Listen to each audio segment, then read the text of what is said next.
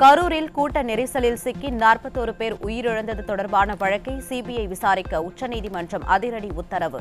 விசாரணையை கண்காணிக்க உச்சநீதிமன்ற ஓய்வு பெற்ற நீதிபதி அஜய் ரஸ்தோகி தலைமையில் 3 பேர் கொண்ட குழு அமைத்தும் உச்சநீதிமன்றம் உத்தரவு.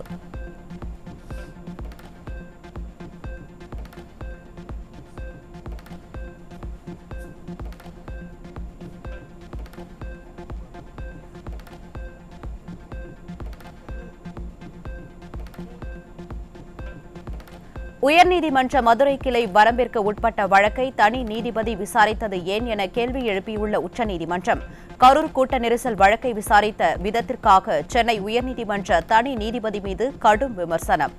சிறப்பு புலனாய்வு குழு விசாரணைக்கு உத்தரவிட்டது எப்படி என்றும், வழிகாட்டு நெறிமுறைகள் வகுக்க கோரிய வழக்கு எப்படி கிரிமினல் வழக்காக பட்டியலிடப்பட்டது என்றும் நீதிபதிகள் கேள்வி.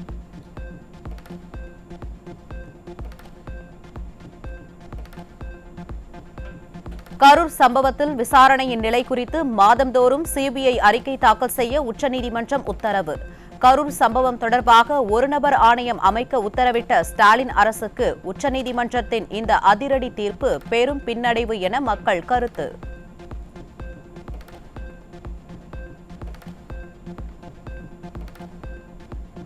கரூர் கூட்ட நெரிசல் சம்பவம் தொடர்பாக எஸ்ஐடி விசாரணைக்கு தடை விதித்தது உச்சநீதிமன்றம்.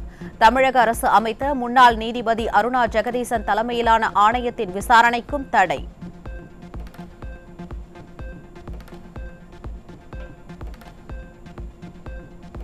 இதுவரை நடத்திய விசாரணை ஆவணங்களையும் சிபிஐயிடம் உடனடியாக ஒப்படைக்குமாறு உச்சநீதிமன்றம் அதிரடி உத்தரவு. ஒரே சம்பவம் குறித்து சென்னை உயர்நீதிமன்றமும் மதுரை கிளையும் 2 விதமான உத்தரவுகள் வழங்குவது நீதிமுறை ஒழுங்குக்கு விரோதம் எனவும் கண்டனம்.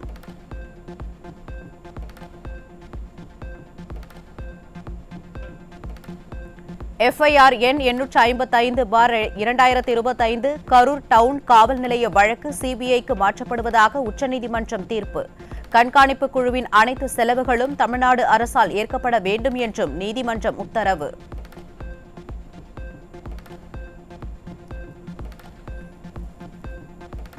கரூர் சம்பவம் பொதுமக்களின் மனதில் ஆழ்ந்த தாக்கத்தை ஏற்படுத்தியுள்ளதாக கவலை தெரிவித்த உச்சநீதிமன்ற நீதிபதிகள், சிறப்பு விசாரணை குழு விசாரணையில் பாகுபாடு என மக்கள் சந்தேகிக்க காரணம் காவல்துறைதான் என நீதிபதிகள் காட்டம்.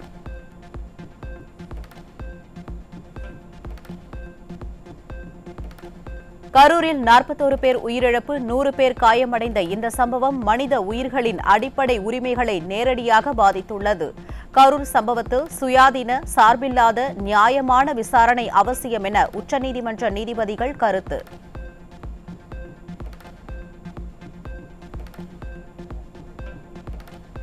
கரூர் பெருந்துயர் சம்பவத்தில் அரசியல் வாதங்களுக்குள் சிக்காமல் உண்மையை வெளிக்கொணரும் முயற்சி அவசியம். சிபிஐ உத்தரவு நீதித்துறையின் நம்பகத்தன்மை மீதான பொதுமக்களின் நம்பிக்கையை மீட்டெடுக்க முயலும் வரலாற்று உத்தரவு என உச்சநீதிமன்ற நீதிபதிகள் கருத்து.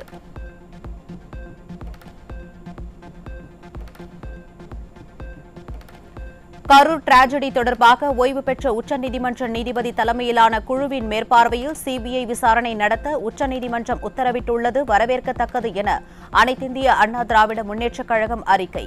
நியாயமான, பாரபட்சமற்ற விசாரணை என்பது மக்களின் உரிமை என்ற அடிப்படையில் அளிக்கப்பட்டுள்ள உச்சநீதிமன்ற உத்தரவை அஇஅதிமுக வரவேற்பதாகவும் அறிக்கை.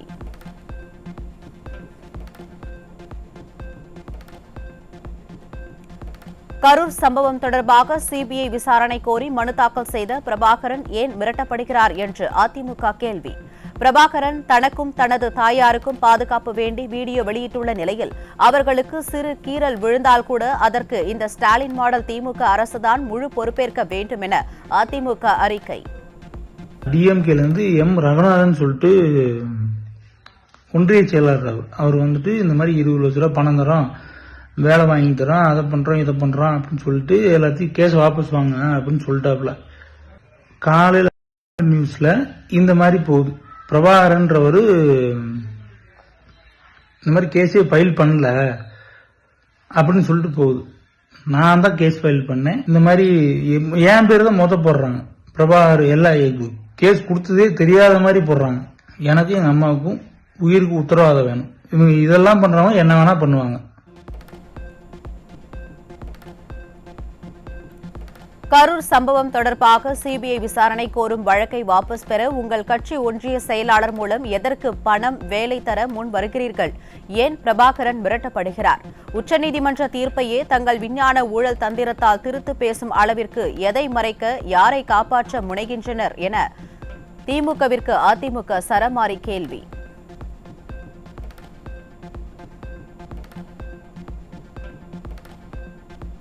பரபரப்பான அரசியல் சூழலில் தமிழக சட்டப்பேரவை இன்று கூடுகிறது. இன்று தொடங்கும் சட்டப்பேரவை அக்டோபர் 17ஆம் தேதி வரை நடைபெறுகிறது.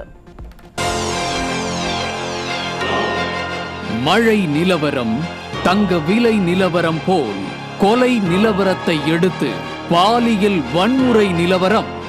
இன்றைய பாலியல் வன்முறை நிலவரம்.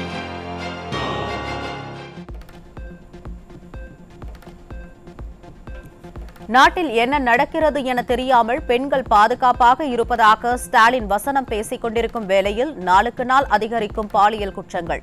ஈரோடு மாவட்டம் அந்தியூர் அருகே அம்மாபேட்டையில் திருமணமான பெண்ணுக்கு இளைஞர் பாலியல் தொல்லை அளித்த அவலம்.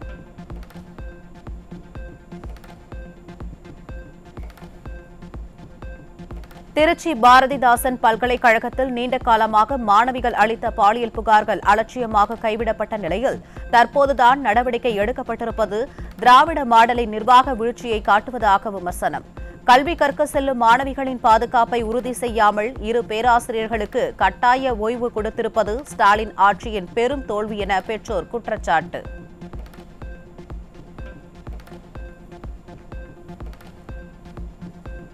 விடியா ஸ்டாலின் ஆட்சியில் கடந்த 6 மாதத்தில் பெண் குழந்தைகள் மற்றும் பெண்களுக்கு நடைபெற்ற பாலியல் வன்கொடுமை மற்றும் தொல்லைகள் குறித்து 887 வழக்குகள் பதிவாகியுள்ள அவலம்.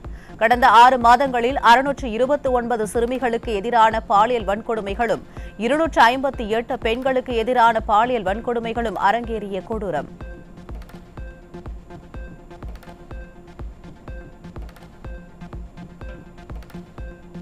கன்னியாகுமரி மாவட்டம் வடிவீஸ்வரம் பகுதியில் பள்ளி கல்லூரி மாணவர்களை சீரழிக்கும் நோக்கில் கடத்தி வரப்பட்ட கஞ்சா சிக்கியது தொடர்பாக 3 பேர் பிடிபட்டனர். போதைப்பொருள் பாதிப்பிலிருந்து தமிழக மக்களை பாதுகாக்க தவறிய விடியா மாடல் ஸ்டாலின் அரசு ஆட்சியில் இருந்து என்ன பயன் என பொதுமக்கள் காட்டத்துடன் கேள்வி.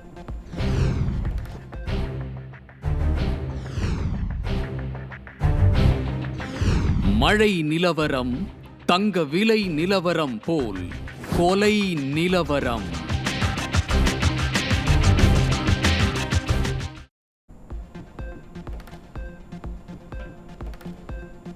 ஸ்டாலினின் திமுக ஆட்சியில் தமிழ்நாட்டில் கடந்த 6 மாதங்களில் சுமார் 644 கொலைகள் அரங்கேறியுள்ளதால் மக்கள் அச்சம்.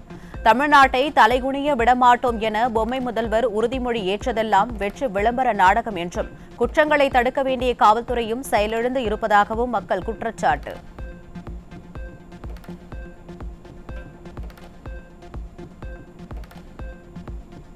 தூத்துக்குடி மாவட்டம் தாளமுத்து நகரிலிருந்து வெள்ளப்பட்டி செல்லக்கூடிய காட்டுப்பகுதியில் அடையாளம் தெரியாத நபர்களால் சூர்யா என்ற இளைஞர் கத்தியால் குத்தி கொலை செய்யப்பட்டதால் பொதுமக்கள் அதிர்ச்சி.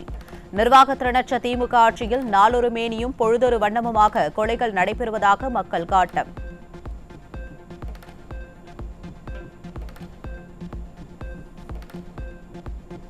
சென்னை அடையாறு அருகே காந்தி நகரில் ரவுடி ஓட விரட்டி வெட்டி படுகொலை. காரில் சென்ற ரவுடி குணசேகரனை காவல் துணை ஆணையர் அலுவலகம் அருகே வழிமறித்து கூலிப்படை கும்பல் துணிகரம்.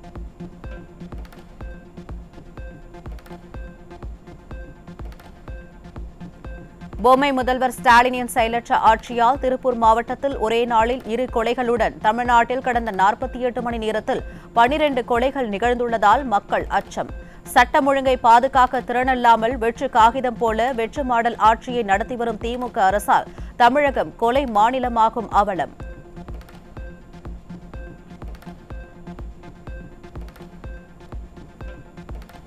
தேனி அருகே 2.5 சவரன் தங்க நகைக்காக இளைஞரை அடித்து கொலை செய்து ஆற்றில் வீசப்பட்ட சம்பவத்தால் பரபரப்பு.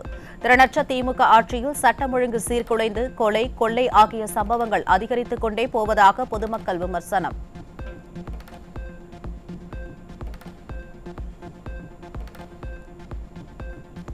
கோவை மாவட்டம் மத்தம்பாளையம் பகுதியில் சிறையிலிருந்து ஜாமீனில் வெளியே வந்த குற்றவாளியை முன்விரோதம் காரணமாக அரிவாளால் வெட்டிவிட்டு தப்பியோடிய கும்பலால் பரபரப்பு. ஸ்டாலின் ஆட்சியில் சட்டம் ஒழுங்கு சந்தி சிரிப்பதால் வீட்டை விட்டு வெளியே வருவதற்கே அச்சமாக உள்ளதாக பொதுமக்கள் காட்டம்.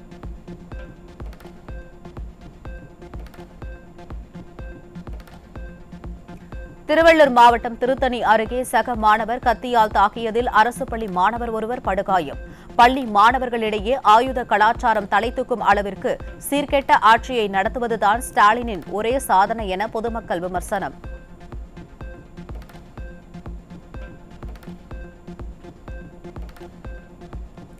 கடலூரில் ஆன்லைன் லாட்டரி சீட்டு விற்பனை செய்த பெண் உட்பட 4 பேர் 23 லட்சம் ரொக்க பணத்துடன் பிடிபட்டனர். விடியா ஸ்டாலின் ஆட்சியில் கும்பகர்ணனை விட கொடிய தூக்கத்தில் இருக்கும் காவல்துறையால் சட்டவிரோத செயல்கள் அதிகரித்துள்ளதாக பொதுமக்கள் குற்றச்சாட்டு.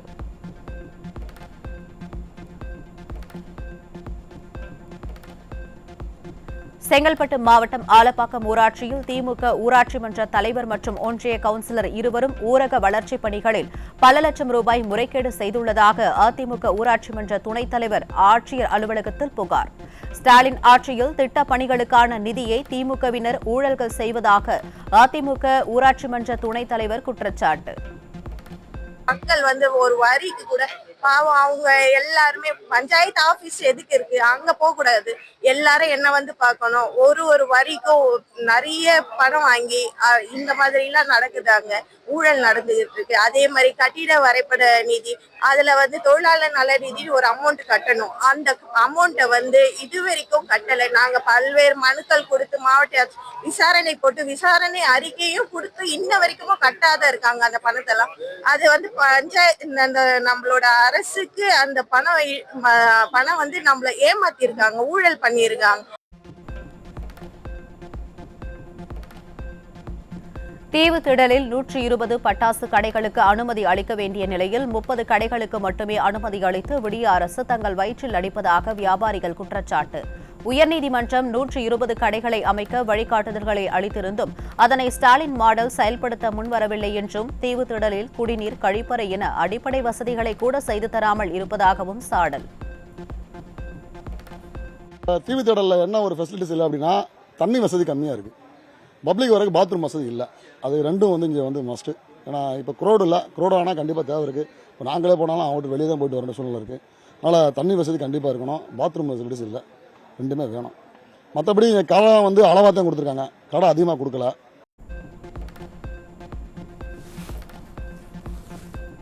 சென்னை உயர்நீதிமன்றம் முன் வழக்கறிஞரை தாக்கிய விசிக குண்டர்கள் மீது நடவடிக்கை எடுக்காத காவல்துறையை கண்டித்து சக வழக்கறிஞர்கள் தமிழ்நாடு புதுச்சேரி பார் கவுன்சில் புகார் அளித்து சாலை மறியல் போராட்டம்.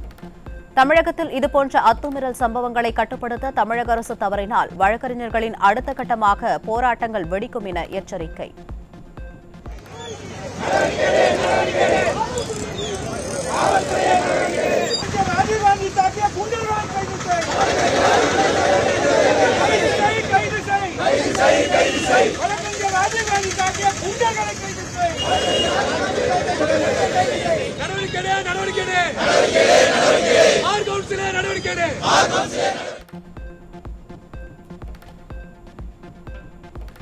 சென்னையில் விசிக தலைவர் திருமாவளவன் கார் இருசக்கர வாகனத்தின் மீது மோதிய விவகாரத்தில் வழக்கறிஞர் ராஜீவ்காந்தி தாக்கப்பட்டதை கண்டித்து உசிலம்பட்டியில் வழக்கறிஞர்கள் சங்கத்தினர் கண்டன ஆர்ப்பாட்டம்.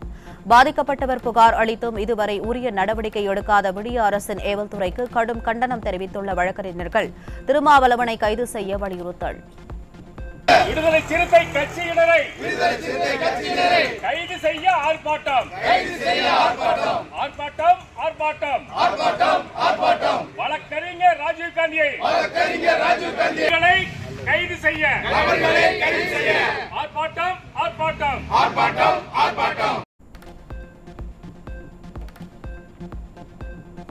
ராஜஸ்தான் மற்றும் மத்திய பிரதேசத்தில் 23 குழந்தைகள் உயிரிழக்க காரணமான ஸ்ரீசன் பார்மா நிறுவன உரிமையாளர் ரங்கநாதனின் சென்னை கோடம்பாக்கத்தில் உள்ள வீட்டில் சுமார் 10 மணி நேரத்திற்கும் மேலாக சோதனை நடத்திய அமலாக்கத்துறையினர் முக்கிய ஆவணங்களை பறிமுதல் செய்ததாக தகவல். காஞ்சிபுரம் மாவட்டம் சுங்குவா சத்திரத்தில் உள்ள மருந்து உற்பத்தி நிறுவனத்தில் 11 மணி நேரத்திற்கும் மேலாக சோதனை நடத்திய நிலையில் முக்கிய ஆவணங்களை அட்டை பெட்டியில் எடுத்து சென்ற அதிகாரிகள்.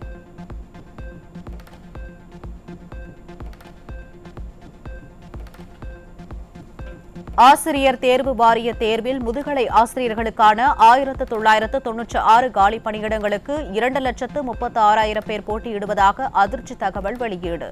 காலி பணியிடங்கள் நிரப்பப்படும் என்ற திமுக அரசின் வாக்குறுதி காணல் நீராக உள்ளதாக பட்டதாரிகள் வேதனை.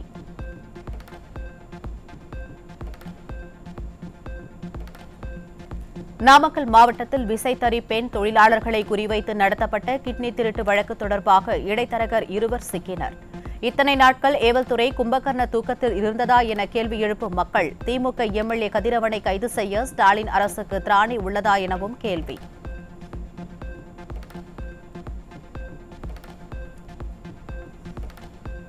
தூத்துக்குடி மாவட்டம் வள்ளநாடு பகுதியில் காவல்துறையினர் பொய் வழக்கில் தனது மகனை கைது செய்திருப்பதாக கூறி மாவட்ட ஆட்சியர் அலுவலகம் முன்பு பெண் தீக்குளித்து தற்கொலை முயற்சி. ஸ்டாலின் மாடல் ஆட்சியில் காவல்துறையினர் சட்டத்தை மீறி பொய் வழக்கு பதிவு செய்து மிரட்டுவது அதிகரித்து வருவதாக மக்கள் விமர்சனம்.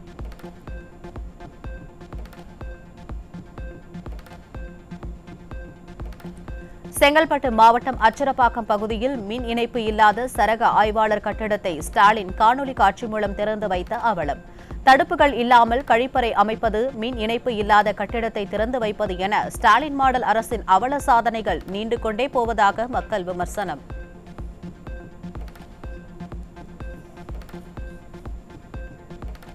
கிருஷ்ணகிரி மாவட்டம் போச்சம்பள்ளி அருகே சாலையின் நடுவே உள்ள போர்வெல் பம்பை அகற்றாமல் சிமெண்ட் சாலை அமைக்கப்பட்டதால் பொதுமக்கள் அதிர்ச்சி. அலட்சியத்துடன் பணியாற்றிய அதிகாரிகள் மற்றும் ஒப்பந்ததாரர் மீது நடவடிக்கை எடுக்க அப்பகுதி மக்கள் கோரிக்கை.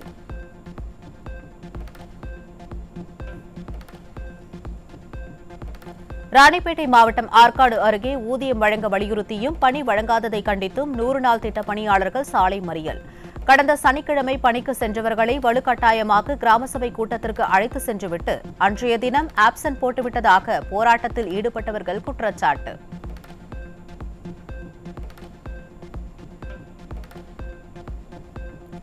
விழுப்புரத்திலிருந்து பெங்களூருவுக்கு சென்று கொண்டிருந்த அரசு பேருந்து கிருஷ்ணகிரி சுங்கச்சாவடி அருகே திடீரென பழுதாகி நின்றதால் பயணிகள் கடும் அவதி. விடியா திமுக ஆட்சியில் ஓட்டை உடைசல் பேருந்துகளை இயக்கப்படுவதால் பயணிகள் அலைக்கழிக்கப்படுவது தொடர்கதையாகி வருவதாக மக்கள் குற்றச்சாட்டு.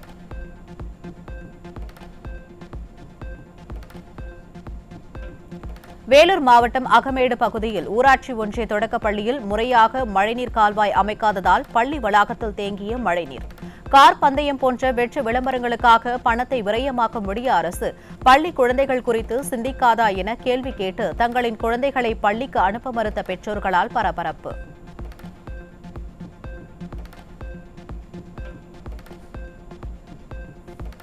முல்லை பெரியாறு அணைக்கு இமெயில் மூலம் விடுத்த போலி வெடிகுண்டு மிரட்டல். மோப்பநாய் உதவியுடன் நடந்த சோதனையில் புரளி என தெரியவந்த நிலையில் வெடிகுண்டு மிரட்டல் விடுத்த நபர் குறித்து விசாரணை மேற்கொள்ளப்பட்டு வருவதாகவும் அதிகாரிகள் தகவல்.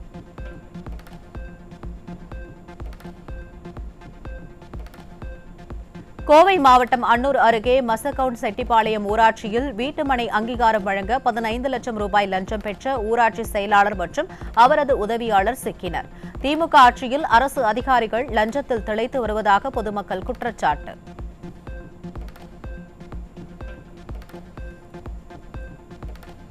சென்னை வடபழனியில் உள்ள திருநகரில் அரசு விடுதியில் அடிப்படை வசதிகளை செய்து தரக்கோரி திடீரென போராட்டத்தில் ஈடுபட்ட மாணவர்கள். அடிப்படை வசதிகள், தரமற்ற உணவு, விடுதி காவலாளி இல்லாததால் அரங்கேறும் அசம்பாவிதங்கள் போன்ற குற்றச்சாட்டுகளை முன்வைத்த மாணவர்கள் சம்பந்தப்பட்ட அதிகாரிகளுக்கு பலமுறை புகார் அளித்தும் நடவடிக்கை எடுக்கவில்லை என குற்றச்சாட்டு.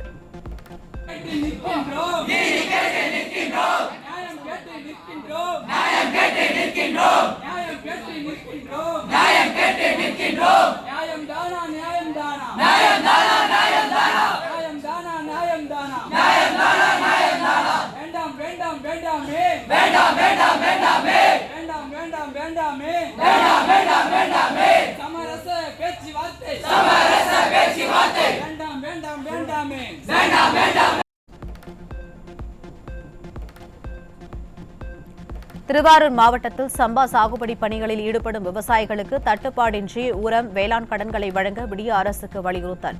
ஸ்டாலின் மாடல் அரசு ஆட்சிக்கு வந்ததிலிருந்து பயிர் சாகுபடி செய்வது முதல் விற்பனை செய்வது வரை பல வகையிலும் அவதியடைந்து வருவதாக விவசாயிகள் வேதனை. இப்போ இந்த நேரத்துல சம்பா சாகுபடி துவங்கி நடந்துட்டு இருக்கு. இந்த நேரத்துல இவங்க எதிரையும் தாமதப்படுத்தாம உரத்தட்டுப்பாடு இல்லாம உடனடியா செய்யணும். அதே மாதிரி விவசாய கடன் தாமதம் இல்லாம பல நிபந்தனைகள், அதாவது விவசாயிகளுக்கு கஷ்டமான நிபந்தனைகளை விதிக்காம விரைவில் கடன் கிடைக்கிறதுக்கு நடவடிக்கை எடுக்கணும்.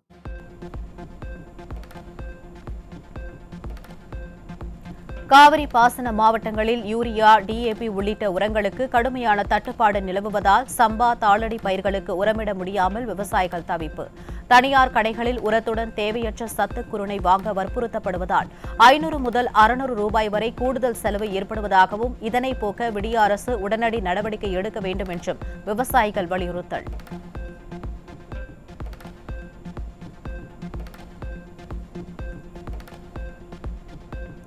வேலூர் மாவட்டத்தில் பெய்த தொடர் மழை காரணமாக துரப்பாடி ஏரி நிரம்பி வெளியேறிய தண்ணீர். விடியா திமுக அரசு முறையான கால்வாய் வசதிகளை ஏற்படுத்தாததால் குடியிருப்பு பகுதிகளை தண்ணீருடன் சூழ்ந்த குப்பைகள் மற்றும் பிளாஸ்டிக் பாட்டில்களால் மக்கள் அவதி.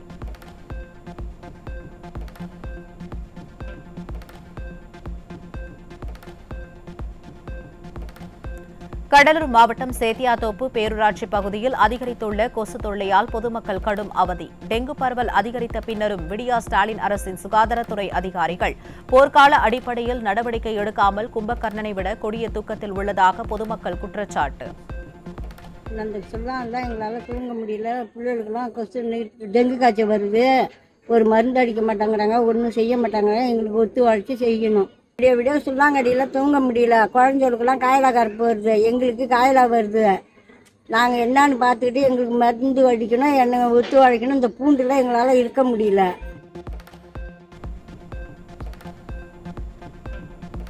ஓய்வு பெற்ற ஊழியர்கள், ஆசிரியர்களின் ஓய்வூதிய பலன்களை உடனே வழங்க வேண்டும் உள்ளிட்ட கோரிக்கைகளை வலியுறுத்தி சிதம்பரம் அண்ணாமலை பல்கலைக்கழக ஓய்வூதியதாரர்கள் சங்கம் சார்பில் ஸ்டாலின் அரசுக்கு எதிராக கவன ஈர்ப்பு ஆர்ப்பாட்டம். 200க்கும் மேற்பட்ட ஓய்வூதியதாரர்கள் தங்களது கோரிக்கைகளை நிறைவேற்ற வலியுறுத்தி அரசுக்கு எதிராக கண்டன முழக்கங்களை எழுப்பினர். பல்கலைக்கழக நிர்வாகத்தில் ஓய்வு பெற்ற ஊழியருக்கு ஓய்வூதிய பயன்களை உடனடியாக வழங்கிட வேண்டும். ஆகி போச்சு 4 வருடம் ஆகி போச்சு. பேச்சு இன்னும் ஓயவில்லை.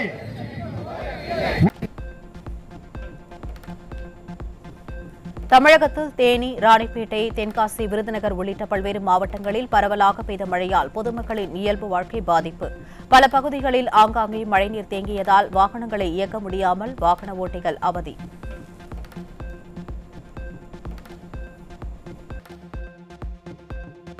சென்னையில் 22 கேரட் தங்கத்தின் விலை காலை 1 சவரனுக்கு 200 ரூபாய் உயர்ந்த நிலையில் மாலை மேலும் 440 ரூபாய் உயர்ந்து 1 சவரன் 92,640 ரூபாய்க்கு விற்பனை.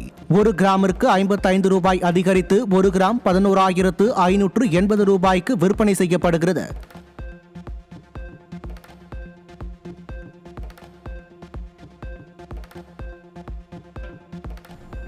தஞ்சாவூர் மாவட்டம் பாபநாசம் பகுதியில் பாசன வடிகால் வாய்க்காலை தூர்வாராததன் காரணமாக 500 ஏக்கர் நெற்பயிர்கள் நீரில் மூழ்கியதால் ஆத்திரமடைந்த விவசாயிகள் சாராட்சியர் அலுவலகம் முன்பு கண்டன ஆர்ப்பாட்டம். பாசன வடிகால் வாய்க்கால்களை தூர்வாருவதற்காக நிதி ஒதுக்கியதாக கூறும் விடியா திமுக அரசு பணியை மேற்கொள்ளவில்லை என விவசாயிகள் குற்றச்சாட்டு. அரசு நிதி ஒதுக்கியா சொன்னாங்க வாய்க்கால் வெட்டுவதற்கு. கடந்த 2 நாள் மழையிலேயே இந்த ஆதனூர், புள்ளப்புதாங்குடி, ஓலப்பாடி, மருத்துவக்குடி போன்ற கும்பகோணம் பிற்காவும் பாபநாசம் பிற்காவும் 4 நாட்கள் வெள்ளத்தை தவிக்கிறது. சுமார் 500 ஏக்கருக்கு மேல் நெல் பாதிக்கப்பட்டுவிட்டது. சம்பா பருவம் முன்னாடியே நட்டது, மிஷின் நடவெல்லாம் அழுகி போச்சு. நாங்கள் சொன்னோம், அதிகாரிகிட்ட சொல்லும் போது பார்த்தீங்கன்னா மனு கொடுத்தீங்களான்னு கேட்குறாங்க கேவலமா. ஆனால் நாங்கள் அரசு நிதி ஒதுக்கி வாய்க்கால் வெட்டினாங்க. இது வடிகால் எந்த வாய்க்காலுமே வெட்டப்படலை. அது எங்களோட குற்றச்சாட்டு.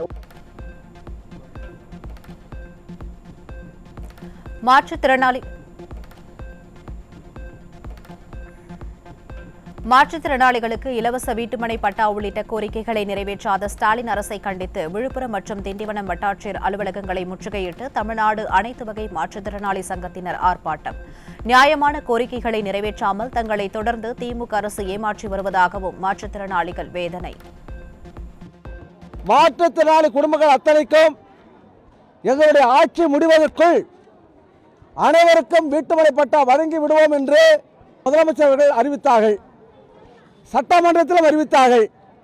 ஆனால் தொடர்ந்து விழுப்புரம் வட்டத்தில் இருக்கக்கூடிய மாற்றுத்திறனாளியை மனு கொடுத்தும் கூட அதன் மீது உரிய நடவடிக்கை இல்லை.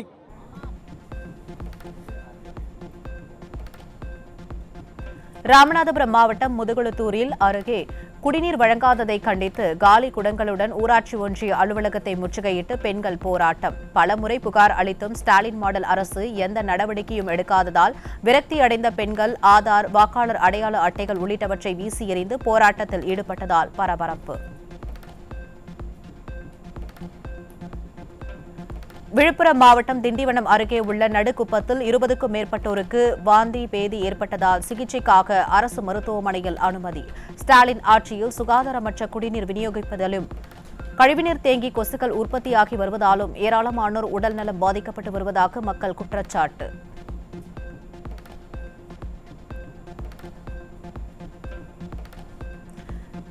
சென்னை தாம்பரம் மற்றும் சுற்றுவட்டார பகுதிகளில் பெய்த கனமழையால் பொதுமக்கள் மற்றும் வாகன ஓட்டிகள் கடும் அவதி. மழைநீர் வடிகால் பணிகளை ஸ்டாலின் அரசு முறையாக முடிக்காததால் மழை நீருடன் கழிவுநீரும் கலந்து சாலையில் பெருக்கெடுத்து ஓடுவதால் பொதுமக்கள் அவதி.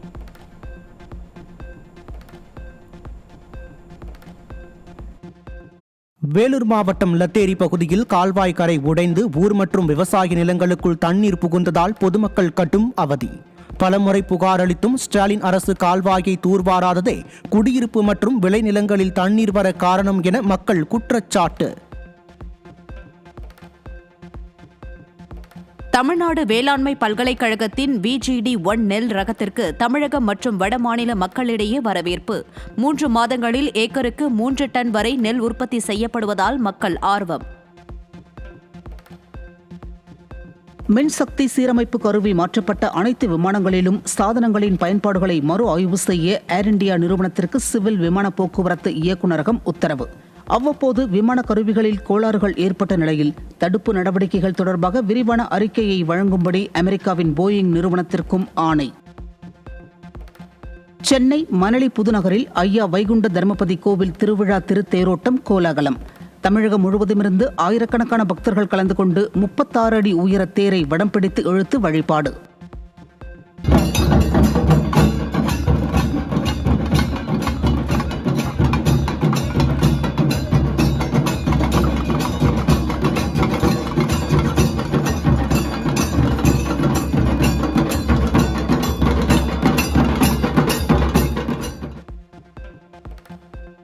கோவை, நீலகிரி, தேனி மற்றும் தென்காசி உள்ளிட்ட 4 மாவட்டங்களில் செவ்வாய்க்கிழமை கனமழைக்கு வாய்ப்பு. தமிழகத்தில் ஒரு சில இடங்களிலும் புதுவை மற்றும் காரைக்கால் பகுதிகளிலும் இடி மின்னலுடன் கூடிய லேசானது முதல் மிதமான மழை பெய்ய வாய்ப்புள்ளதாகவும் தகவல். தென்மேற்கு வங்கக்கடல் மற்றும் அதனையொட்டிய தென் தமிழக கடலோர பகுதிகளின் மேல் வளிமண்டல கீழடுக்கு சுழற்சி காரணமாக தமிழகத்தில் இன்று 16 மாவட்டங்களில் கனமழைக்கு வாய்ப்பு. சென்னை வானிலை ஆய்வு மையம் தகவல். தேனி மாவட்டம் அள்ளிநகரம், வடபுதுப்பட்டி, அரண்மனை புதூர் பகுதிகளில் தொடர்ந்து இரவு நேரத்தில் பரவலாக மழை. வெப்பம் குறைந்ததால் பொதுமக்கள், விவசாயிகள் மகிழ்ச்சி. 2025ஆம் ஆண்டின் பொருளாதாரத்திற்கான நோபல் பரிசு 3 பேருக்கு பகிர்ந்தளிக்கப்படுவதாக அறிவிப்பு. புதுமை சார்ந்த பொருளாதார வளர்ச்சியை விளக்கியதற்காக ஜோயல் மோகேர், பிலிப்பே ஆகியோன் மற்றும் பீட்டர் ஹோவிட் ஆகியோருக்கு நோபல் பரிசு.